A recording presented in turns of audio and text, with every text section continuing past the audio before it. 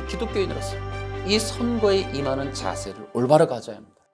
그러니 교회에 앉아있다고 무조건 찍지 말라는 거예요. 여러분, 진짜 기독교인이라면 복음 중심으로, 성경 중심으로, 진리 중심으로 선택해야 됩니다.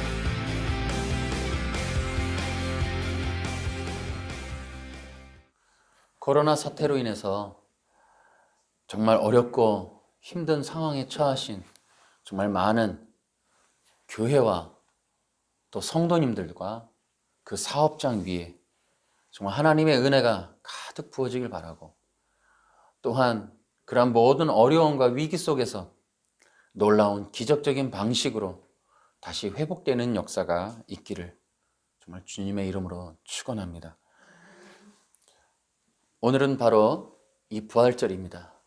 그렇습니다. 우리가 예수 그리스도의 부활의 능력으로 인해서 정말 이 마지막 시대에 모두 승리하는 기독교인들, 승리하는 교회, 승리하는 성도들 다 되시기를 또한 주님의 이름으로 축원합니다. 아울러 지금 여러분, 분명히 지금은 마지막 시대입니다. 이 기독교인들은 이 마지막 시대에 분명하게 예수님의 말씀대로 준비를 해야 합니다. 우리는 무엇을 준비하면 좋을까? 그것은 이 마지막 시대일수록 예수님이 뭐라고 말씀하시는 걸 봐야 돼요. 근데 그 예수님이 말씀하시는 거에 의하면 미혹과 속임에 대해서 주의하고 경계하고 그것을 이겨내라는 겁니다. 그러기 위해서 우리는 영적인 분별력을 가져야 됩니다. 이 영적인 분별력으로 인해서 마지막 시대에 이 미혹과 속임, 이 거짓된 것들을 분별할 수 있는 그런 능력이 필요하다는 것입니다. 여러분, 성경에 이렇게 마지막 시대일수록 속이는 일에 대해서 경계하라고 하시는 것은 분명히 이러한 굉장히 위험한 속이는 집단이 있고 속이는 일들이 있을 것이기 때문에 그렇게 경계하는 것이라고 생각합니다. 여러분, 어떤 집단이 우리를 그렇게 속일까요?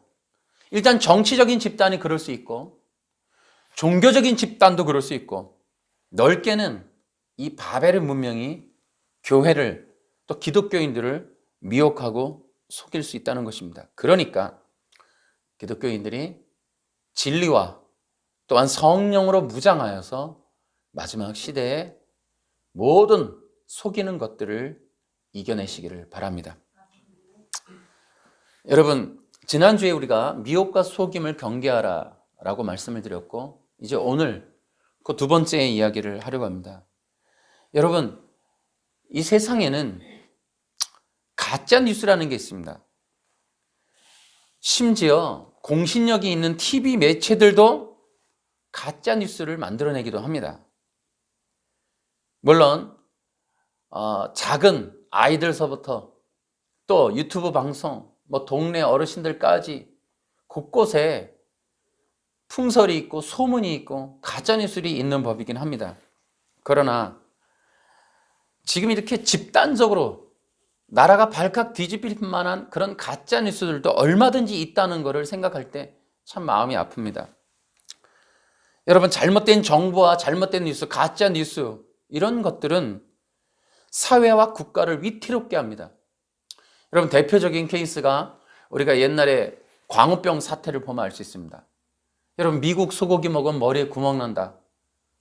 우리가 이런 적이 있었어요. 그랬더니 어떻게 됐어요? 그것을 PD수첩에서 방송을 했고 많은 사람들이 흔들리고 쓰러지는 소를 보고, 야, 미국 소 먹으면 우리도 저렇게 구멍이 나고 저렇게 미치게 되는구나, 병들고 죽게 되는구나, 이렇게 생각을 해서 어떤 일이 있었습니까?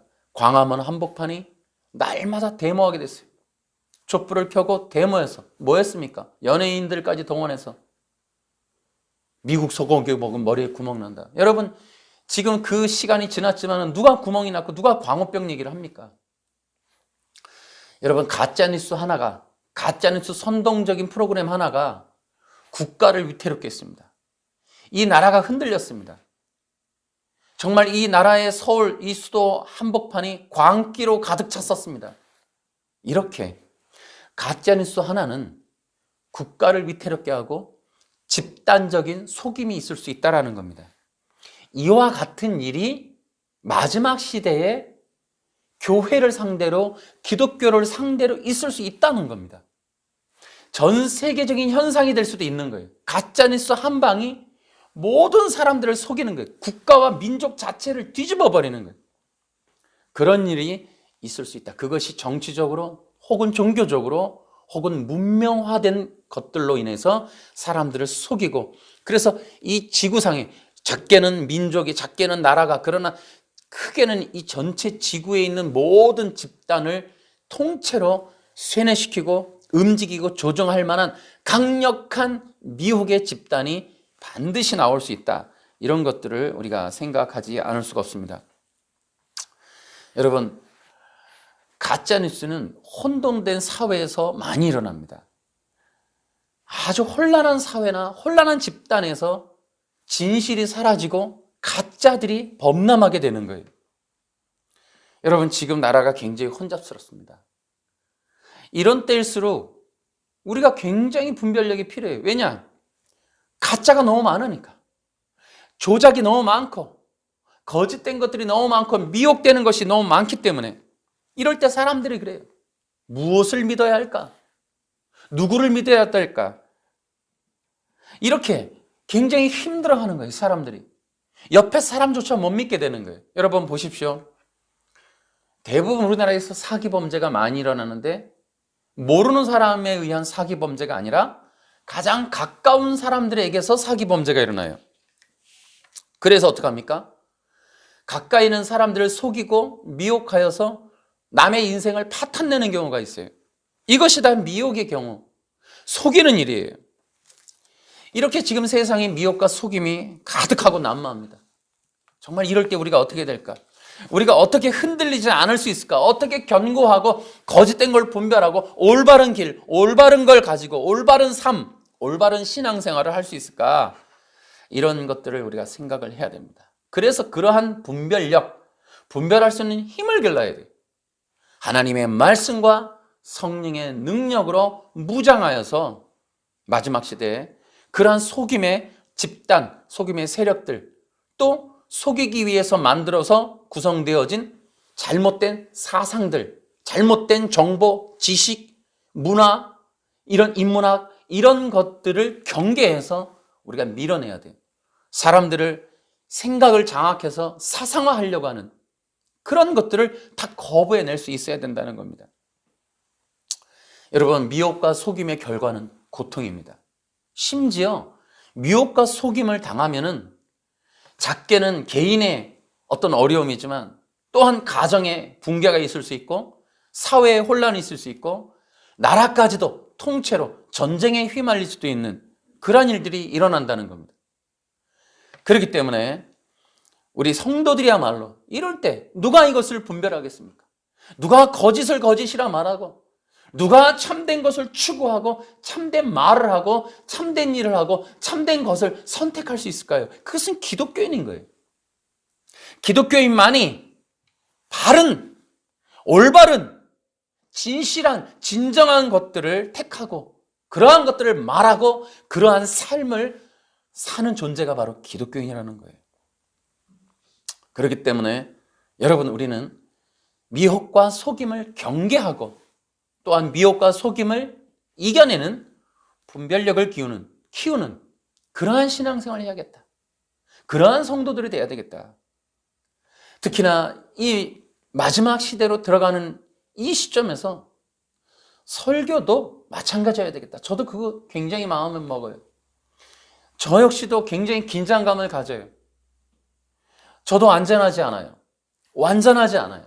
그렇기 때문에 정말 정보도 분별하고 또한 진리도 분별하고 종교와 여러 가지 이 정보들도 분별해내야 돼요. 저 역시도 그래야 제가 영적인 지도자로서 성도들에게 바른 양식을 때에 따라서 먹일 수 있기 때문에 저 역시도 경계하는 거예요. 그래서 예수님이 말씀하신 걸 귀를 기울여야 돼요. 어떻게 해야 우리도 예수님처럼 그 수많은 악의 세상 속에서 십자가의 길을 흔들리지 않고 걸어가셨던 그 방법을 따라갈 수 있을까? 우리가 그렇게 분별을 할 수 있는 그런 신앙생활을 지금 지금 우리가 해야 돼. 여러분, 구원론도 마찬가지고, 어떻게 우리가 바른 교회를 세워 바른 복음을 전해 영혼을 구원에 이르게 하는 진리 사역을 감당할까?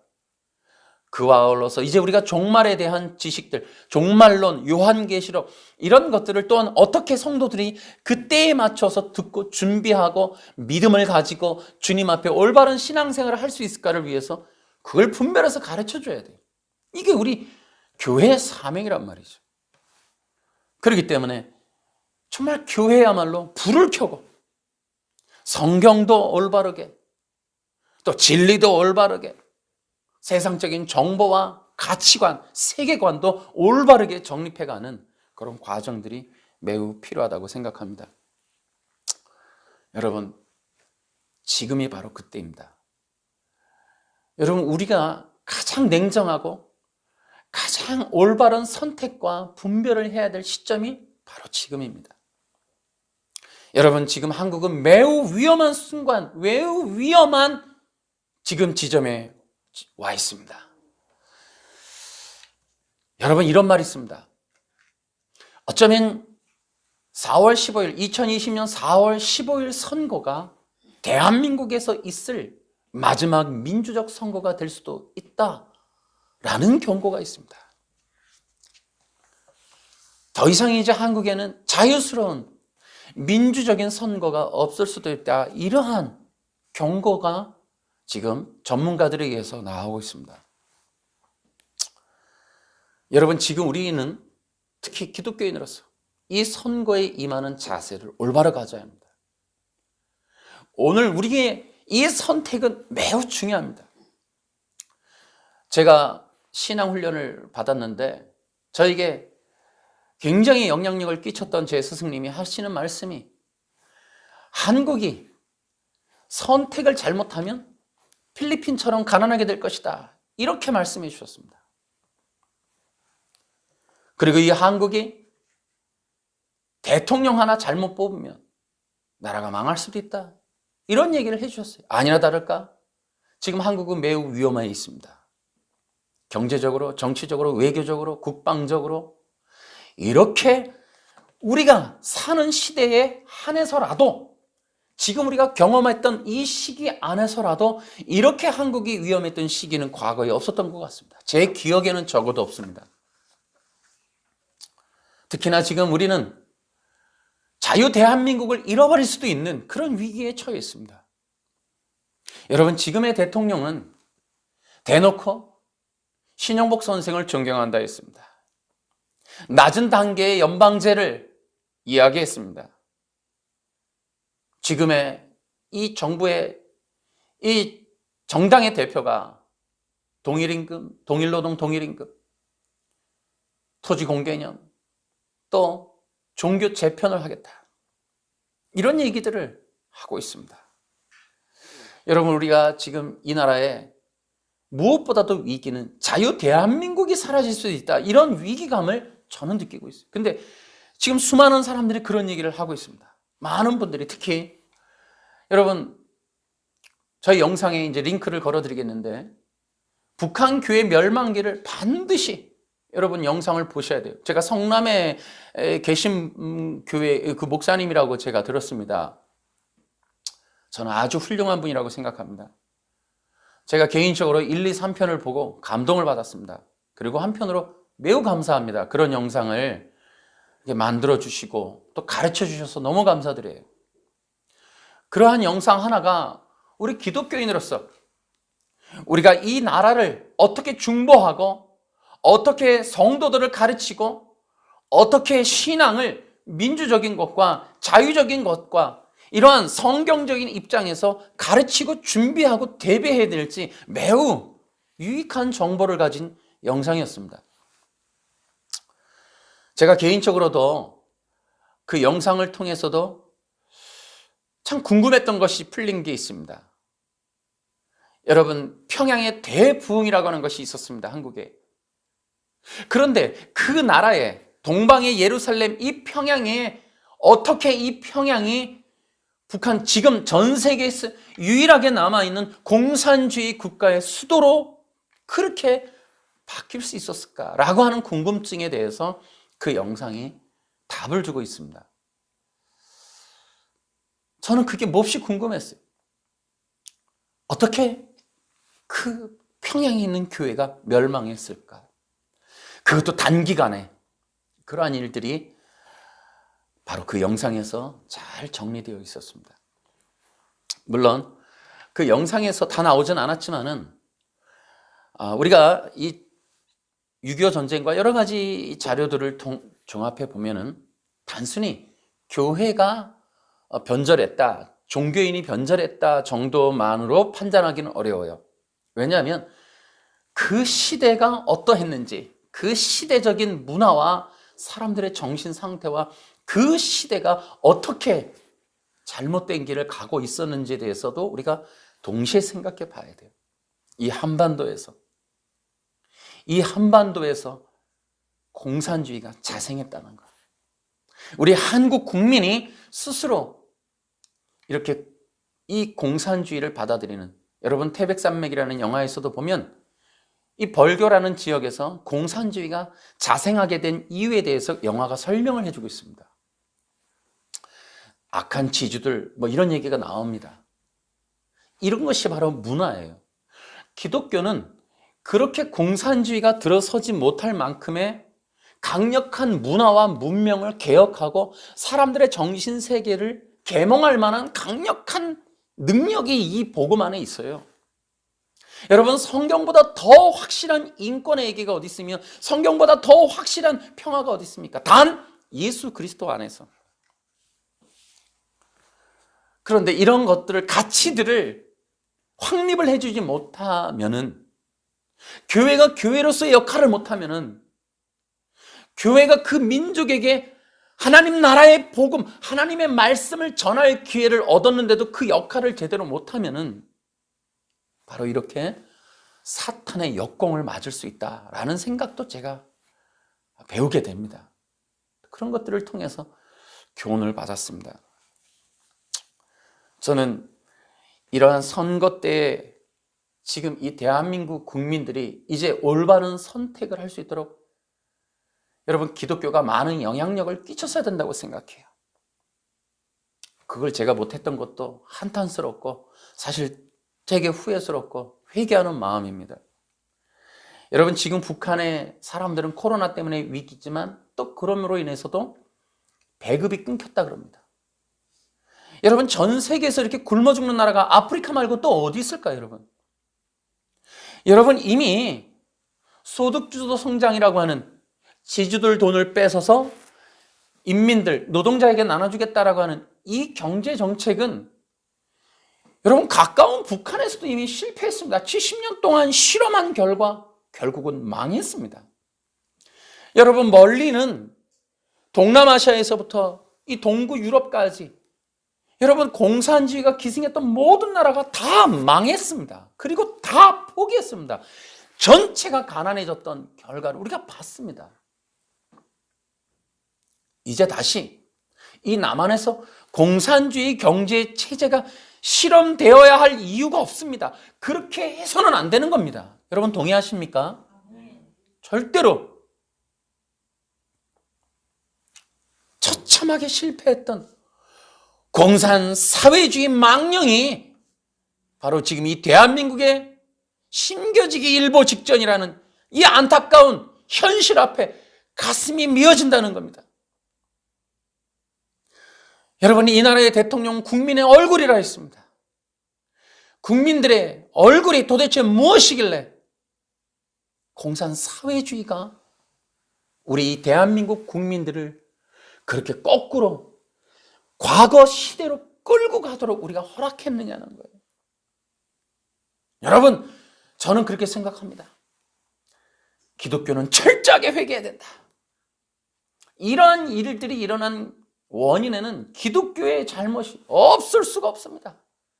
대한민국이 이러한 한반도의 이 두 국가가 연합을 해서 과거로 전 세계가 떠나왔던 이 과거로 다시 가서 곤두박질 치고 시궁창으로 떨어질 이 위험한 시점까지 몰려온 것은 교회에게 하나님이 주신 그 시간을 낭비했고 허랑방탕하게 썼고 제대로 쓰지 못했고, 그래서 이 대한민국 국민들의 생각 속에 하나님 나라의 원리, 하나님 나라의 진리, 하나님 나라의 생명력, 이런 것들을 경험하며 그런 속에서 더욱더 풍요롭고 자유로우며, 그러면서도 그들이 진리를 존중하고 존경하고 그들을, 우리 진리를, 교회를 대우해 줄 수 있는 그런 문화를 우리가 했었어야 되지 않느냐, 그런 것들을 시스템화 했었어야 되지 않느냐, 이런 안타까운 마음이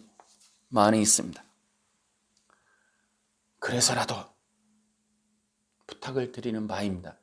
성도 여러분, 국민 여러분, 기독교인 여러분, 이번 정말 선거를 잘 합시다. 모두 합시다. 대신 잘 합시다. 그리고 역사적인 선택을 합시다.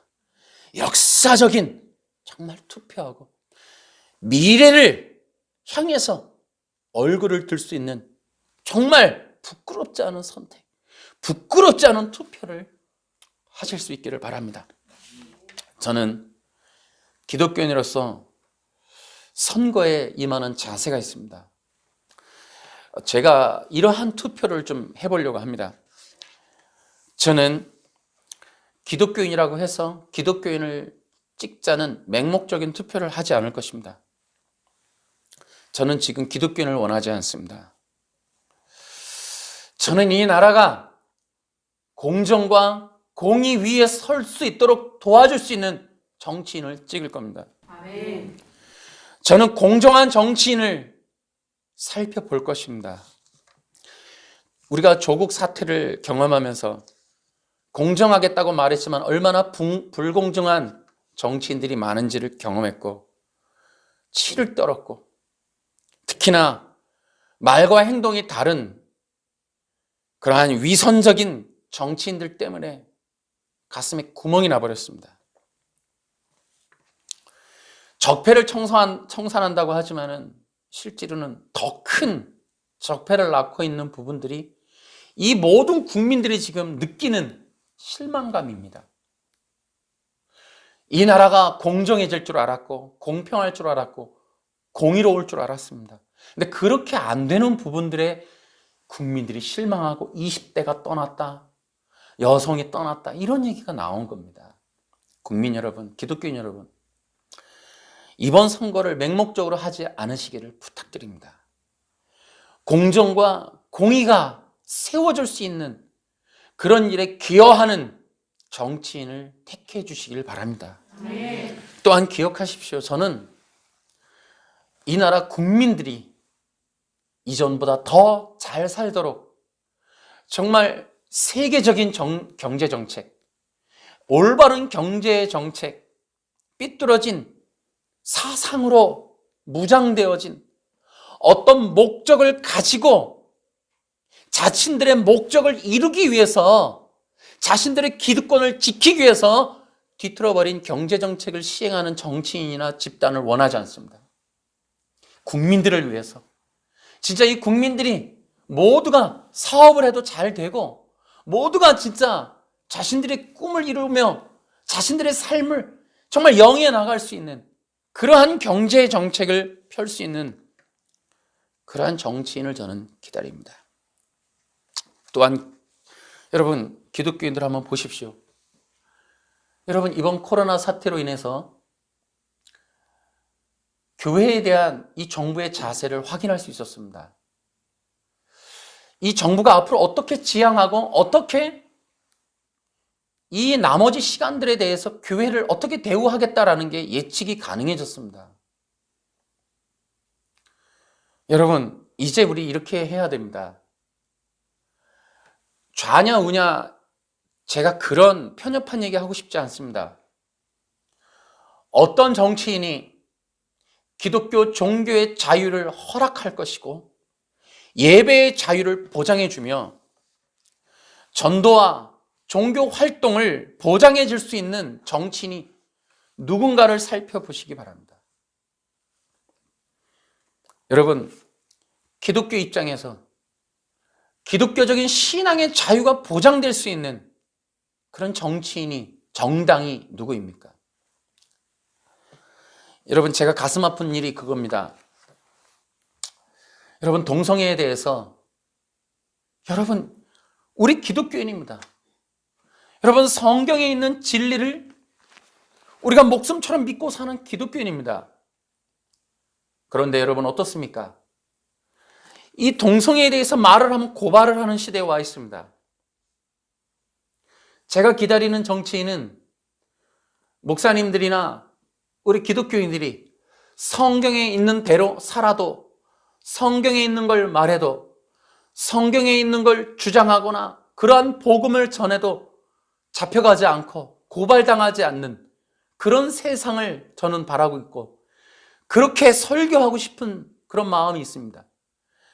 여러분이 여당이냐 야당이냐, 여러분 동성애 합법화, 인권차별금지법 어느 한 당만 추구하지 않았고 정치인들이 섞여서 그렇게 집단으로 추구했습니다. 여러분, 대한민국 국민들이, 특히나 1,000만 명의 기독교인들이 확실한 하나의 자세, 여당이냐 야당이냐, 우리 지역에 있는 국회의원 중에 동성애에 대해서 어떤 입장인가를 확인해 보라는 겁니다. 인권차별법, 금지법 어떻게 할 거냐는 겁니다. 여러분, 이런 걸 말해도 깜빵가지 않을 수 있는, 고발당하지 않을 수 있는, 여러분 지금 동성애를 말한다고 고발하는 사람이 있지 않습니까? 여러분, 말이나 됩니까? 여러분, 어떤 정치, 어떤 정당을 투표할 겁니까? 여러분, 기독교인으로서 올바로 선택해 주시길 바랍니다. 누구를 택해야 이 나라의 가정과 문화와 사회와 종교를 지킬 수 있는, 동성애를 금지하는 법에 대해서 그것을 올바로 시행할 수 있는 정치인을 뽑아야 이 국가와 나라와 가정이 살 거 아닙니까? 여러분, 그런 것들이 통용이 돼서 합법화가 돼서, 여러분, 합법화 말은 좋아요, 인권이죠. 합법화를 반대하는 게 아니라 합법화가 가지고 있는 악한 의도, 곧 교회를 핍박하는 것, 진리를 말하지 못하게 하는 것, 인간이 성적으로 추구하는 모든 것을 가능하게 하겠다라는 의도, 인권을 넘어서서 그와 아울러 기독교인과 교회와 목회자가, 설교자가 진리를 말하지 말고, 사실을 말하지 말고, 성경에 있는 걸 말하지 말고, 죄라고 말하지 말고, 심판도 말하지 말고, 지옥도 말하지 말고, 누구도 정죄하는 설교하지 말고, 괜찮다고 말을 하라고, 그런 얘기, 이런 방구도 하지 말고, 인간이 원하는 모든 꿈을 이룰 수 있는, 인간이 해도 전혀 죄가 되지 않는, 성적으로, 경제적으로, 도덕적으로, 정치적으로 무엇을 해도 죄가 되지 않는다고 말하라고. 그래, 정죄하는 설교하지 마, 율법 설교하지 마, 성경에 있는 얘기하지 마, 행복, 비전, 꿈, 인본적인, 자녀 잘되기, 대학 입시 잘하기, 결혼 잘하기, 그런 것만 얘기해. 진리는 말하지 마. 이렇게 여러분, 교회의 설교를, 진리의 전파를 막으려고 하는 의도로 법제화하려고 하는 시도들에 대해서 우리 교회가 강력하게 반대하는 이 입장을, 죄라고 고발하는 이 일들, 성경에 있는 걸 설교하라고 세워진 교회에서 성경에 있는 걸 설교하면 죄라고 고발하는 그런 시대를 지금 들어가야 될 그 시점에서 우리는 어떤 투표를 해야 되겠냐는 거예요. 어떤 투표를. 맹목적인 그러한 기독교인이니까 이러지 말라는 거예요, 여러분. 어떠냐? 가슴이 미어진다는 거예요. 우리 기독교인이, 여러분 가끔씩 영상에 보면은 기독교인들이 예배 드리는 모습이 있더라고요.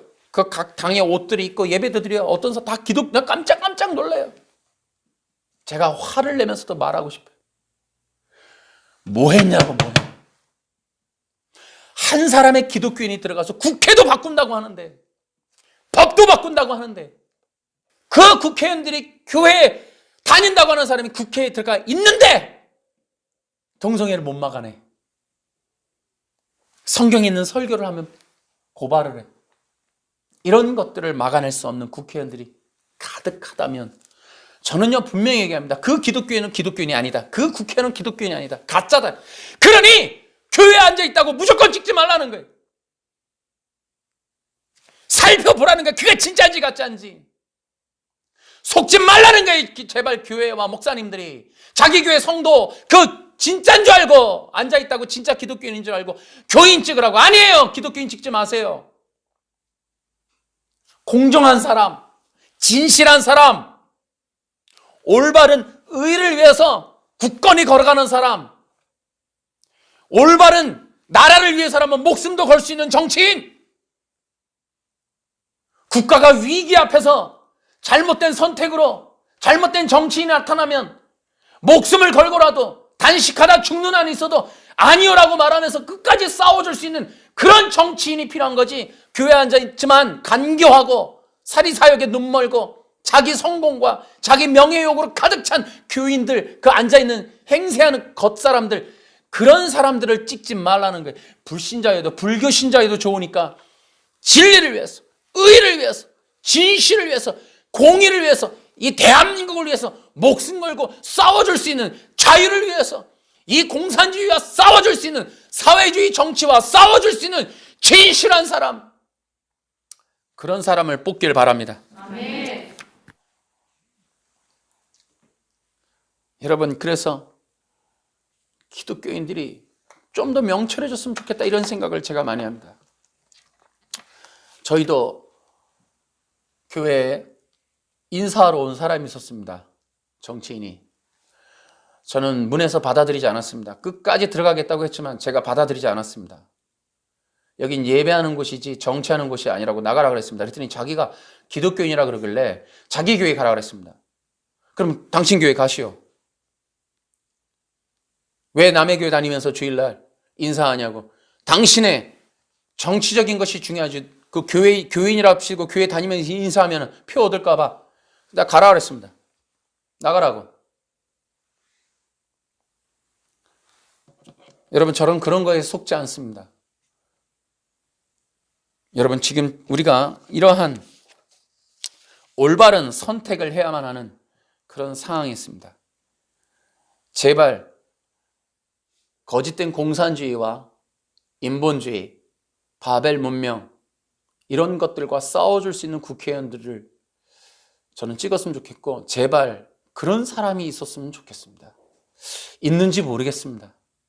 여러분, 정말 자유 대한민국을 위해서 싸워줄 수 있는 사람을 선택하고, 그래서 우리 모두가 정말 이 국민들이 안심하고 살 수 있는, 우리가 공산화될 거라고 하는 불안감을 갖지 않는, 핵무기를 가진 자 앞에 우리가 조아려서 집집마다 우상적인 그 독재자의 사진을 걸어놓고 모든 재산을 그 사람의 핵무기 개발에 다 밀어놓고 그렇게 우리가 종된 삶, 노예되는 삶을 우리가 뉴스에서나 정말 북한의 이야기, 그런 이야기를 듣다가 우리가 그런 삶을 살게 될 거라는 불안감을 안 갖고 편안하게 정말 이 땅 자유로운 대한민국에서 누구도 이것을 깨트리지 않을 거라고 하는 그런 안심하고 안정된 나라를 지켜줄 수 있는 지도자.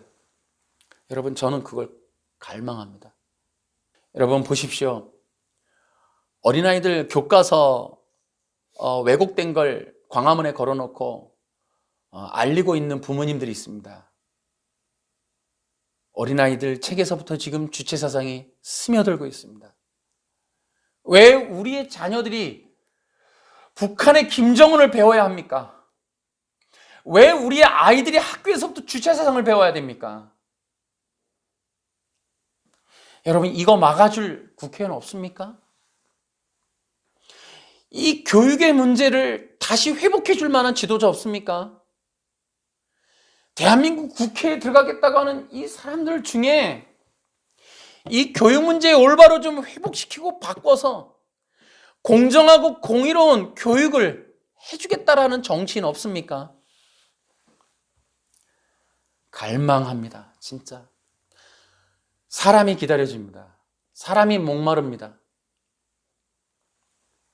저는 그래서 어떤 면에서는 정치인들을 그렇게 신뢰하지는 않습니다만은 그래도 저는 현명한 선택을 할 겁니다. 여러분, 어쨌든 많은 사람들이 이제 문제가 있어요. 기독교인들도 마찬가지예요. 여러분, 우리가 이제 미혹과 경계에 대해서 배우고 있습니다. 여러분, 마태복음 24장에 보면은 5번에 걸쳐서 속이는 문제를 경계하라고 나옵니다. 근데 2가지에 한해서 그렇게 얘기를 해요. 징조들이 있을 것이라고 하면서 거짓 적그리스도가 나타날 것이다, 가짜 그리스도가 나타날 것이니까 속지 말아라 그래요. 근데 이 가짜 그리스도가 여기 있다 저기 있다 해도 속지 말라는 거예요. 그러니까 여기서 우후죽순으로 가짜 그리스도가 여기 나타났다고 그러면 사람들이 몰려간다는 거예요. 우하고 몰려간다는 거예요. 또 하나가 거짓 선지자에 대해서 주의하라는 거예요. 이 거짓 선지자들이 거짓된 복음과 거짓 진리를 전하는 자들이에요. 그러면 그들이 거짓 진리는 간단해요. 이 모든 내용은 사실 창세기 2장 3장에 나옵니다. 제가 창세기 2장 3장에 나오는 속임과 미혹의 전략과 원리 혹은 그 내용에 대해서 정말 자세하게 다음 시간에 제가 한번 그 구체적인 얘기를 좀 해드릴 겁니다. 그러나 오늘은 보십시오. 2가지를 기억하시면 돼요. 여러분, 적그리스도가 나타날 것이다, 거짓 선지자가 나타날 것이라는 거예요. 그러니까 신적인 위장을 한 사람이 나타나는 거예요. 속임은 그렇게 일어나는 거예요. 사람을 대체로 나타나는 신적인 존재라고 나타나는 어떤 사람들이 있다는 거예요. 그래서 사람에게 속으면 안 되는 거예요. 사람에게.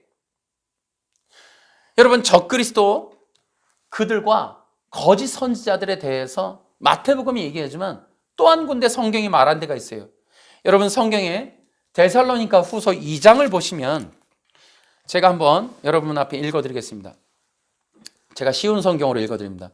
형제 여러분, 우리 주 예수 그리스도께서 다시 오시는 것과 그분 앞에서 우리 모두가 함께 모이게 될 그 시간에 대해 여러분에게 몇 마디 하려고 합니다. 예언이나 말씀 혹은 우리가 보냈다고 꾸민 가짜 편지를 가지고 주님의 날이 벌써 왔다고 떠들어대는 사람들 때문에 흔들리거나 두려워하지 마십시오. 누가 뭐라고 해도 속지 마십시오. 사람들이 하나님을 거역하고 지옥에 속한 악의 자녀가 나타날 때 주님의 날이 임할 것입니다. 그는 신이라고 부르는 것과 사람들이 예배하고 섬기는 것들을 다 없애버릴 것입니다. 그리고 그 모든 것들 위에 올라 지배하려고 할 것입니다. 심지어는 하나님의 성전에 들어가 그곳에 앉아서 자기가 하나님이라고 주장할 것입니다. 이렇게 되어 있습니다. 보십시오. 적그리스도가 나타나면 자기가 교회의 예배를 섬기는 것들을 없애버리고 심지어는 자기가 신이라고 주장한다는 거예요. 이 얘기가 창세기 2장 3장에 나와 있습니다. 여러분, 우리가 그래서 진리 분별은 성경 신학적으로 분별할 수 있어야 돼요. 하지만 우리가 기억해야 될 것은 사람입니다. 누군가가 나타나요. 그래서 그가 신적인 존재라고 자신을 증명하려고 애를 쓸 거예요. 그런데 적그리스도를 우리가 주의하고 경계하고 바라봐야 될 것은 그가 우리의 예배의 방해자예요. 예배를 드리는 것을 방해하고 어떻게 해요? 자기에게로 경배하게 한단 말이에요. 2번째로 거짓 선지자가 하는 일이 뭐냐? 여러분, 거짓 선지자는 인간의 욕망을 충동질하고 부추겨서 하나님을 경배하는 자리에서 떠나가게 하는 거예요. 예배의 자리에서 떠나가게 하는 거예요. 그리고 어떠한 원리와 자신들의 논리를 제시해서 그 영광을 자신 혹은 자신의 집단과 그러한 적그리스도를 향해서 경배토록 사람들을 속이는 일을 하는데, 이 일이 절묘하게 성공한 초대교회가 바로 갈라디아 교회예요. 여러분도 알다시피 갈라디아서에 보면은 이런 말을 했습니다. 갈라디아 여러분들은 3장 1절에 예수 그리스도께서 십자가에 죽으셨다는 사실을 분명히 알면서도 남에게 속았으니 어리석기 이를 데 없습니다. 갈라디아 교회가 속았다는 거예요. 알고 봐서 바울이 들어가 보니 예수 그리스도의 십자가의 복음 대신 율법, 할례를 행해야 구원받는다라고 하는 행위 구원을 넣어버린 거예요. 그런데 교회가 집단으로 속아버린 거예요. 이런 일들이 여러분 마지막 시대에 일어난다는 거예요. 진리로도 속입니다. 구원론도, 성령론도, 교회론도 다 속여요. 특히나 마지막에 기독론, 예수 그리스도에 대한 이 하나님의 진리를 뒤틀어서 거짓된 그리스도를 사람들이 환영하고 그를 바라보고 따라가도록 몰려가도록 다 변질시켜버리는 거예요. 그래서 우리는 기억해야 돼요. 어떤 사람들을 조심해야 돼요. 그래서 마지막 시대에는 진리를 통하여 우리 분명하게 교회가 가져야 될 힘이 어디 있느냐? 여러분, 교회는 최선을 다해서 성도들이 진리 위에 서서 분별하도록 도와줘야 되는데 그것이 무엇인가 하면 바로 신관이에요. 신관. 다시 말하면 적그리스도를 분별하는 사람들을 분별해서 따라가지 않고 어떤 유명한 사람, 어떠한 신령한 사람 이런 것이 아니라 오직 예수 그리스도를 믿고 바라보고 따라가도록 예수 그리스도를 전해야 됩니다. 아멘. 아멘. 또한 그 예수 그리스도를 바라보고 따라가지만 분명하게 그를 믿음으로 기다릴 수 있도록 해줘야 돼요. 그게 바로 25장의 비유예요. 그래서 마지막 시대에 신실한 종으로 주님의 사람들로 분별되어질 마지막 떼어지는 심판 때에 보여주는 이 25장의 비유가 그때에 나타날 두 종류의 부류들, 어린 양을 따라갈 것이냐, 자기 욕망을 따라가다가 넘어질 것이냐 하는 그 분별의 차원에서 마지막 시대를 위한 중요한 복음의 핵심은 예수를 그리스도라 말하고 예수님을 그리스도라고 믿고 따라가도록 도와줘야 됩니다. 그래서 여러분 25장에 나온 것처럼 믿음으로 기다릴 수 있는 그런 신부들이 되어야 됩니다. 여러분 지혜로운 신부의 장점이 뭐예요? 두 가지죠. 예측 가능한 시간을 넘어서 올 때까지 기다릴 준비를 한 거예요. 그 마음을 그렇게 먹은 거예요. 언제라도 믿음으로 기다리는 거예요. 더디 올지라도 기다리는 거예요. 두 번째는 뭐예요? 그 더디 올 시간을 대비한 여분의 기름을 준비하는 거예요. 그런 것들이 바로 지혜로운 성도들이다라고 우리가 볼 수 있습니다. 여러분 다음 시간에 제가 이어서 우리가 이 미혹과 속임의 중요한 핵심적인 원리들을 제가 보다 더 자세하게 설명해 드리겠습니다만 제가 다시 한번 정말 여러분 미혹과 속임이라고 하는 것을 볼 때에도 여러분 결국에 이 시대의 희망은 죄송한 얘기지만 기독교인밖에 없습니다. 여러분 우리 기독교인들이 속으면 정말 이 민족, 이 나라, 이 교회, 기독교를 살릴 사람들이 없어요. 그럼 우리는 흔들리지 말고 분명하게 우뚝 서서 정말 바른 진리로 선별하고 구별해서 올바른 선택을 해야겠다라는 겁니다. 다시 한번 부탁드립니다. 기독교인 여러분, 교인 여러분, 성도 여러분, 2020년 4월 15일의 선거는 다시 없을 매우 중대한 선거이고 매우 중요한 선택의 시간이고 후손들에게 우리에게 선택의 결과를 남겨줘야 될 중요한 선거가 될 거예요.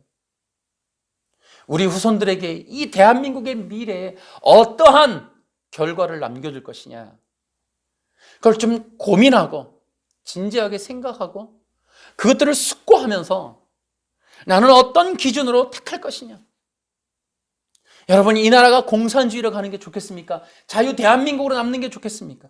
여러분, 마음껏 복음을 전하는 날들을 마음껏 예배하는 걸 기뻐하시겠습니까? 우리가 예배에 제한을 받고 핍박받는 시대로 들어가는 것을 여러분 기다리시겠습니까?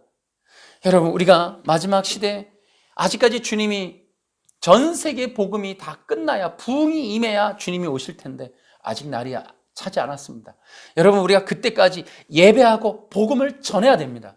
그러기 위해서 우리는 오늘 선택을 너무너무 잘해야 되겠다. 그래서 현명하고 속지 않고, 왜냐? 기독교인들이 강한 점이요,